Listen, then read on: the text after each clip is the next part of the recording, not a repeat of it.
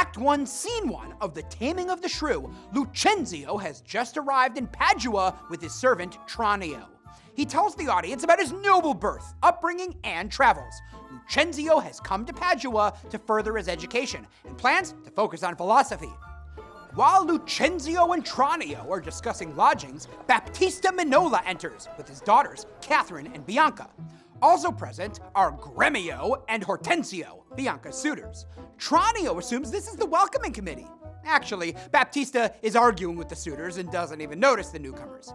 He reminds Gremio and Hortensio of his decision not to bestow my youngest daughter before I have a husband for the elder.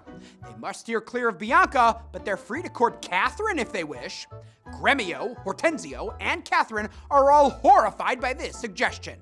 Before leaving with his daughters, Baptista drops a hint to Gremio and Hortensio. If they really want to get on his good side, they should help him find schoolmasters for Bianca. The two suitors decide to put aside their rivalry until they can find a husband for Katherine. The only problem is finding someone stupid or greedy enough to want to marry her. Having formed a temporary alliance, the two men exit. Lucentio and Tranio remain. Lucentio is so smitten with Bianca, he's barely heard the conversation, but Tranio catches him up on what happened. The two men concoct a scheme of their own. Lucentio will pose as a traveling tutor, and Tranio will pretend to be Lucentio. Lucentio's other servant, Biandello, arrives just in time to hear their plan.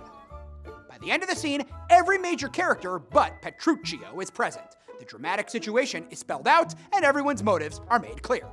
Lucentio and Bianca are made for each other. Quiet and scholarly, Lucentio stands apart from the other suitors, who show little interest in Bianca's personality or intelligence. Katherine is described as too ill-tempered for any sane man to marry. Hortensio goes so far as to call her a devil. Katherine, for her part, promises that if she were married to Hortensio, she would comb his noddle with a three-legged stool. That is, hit him over the head with a chair.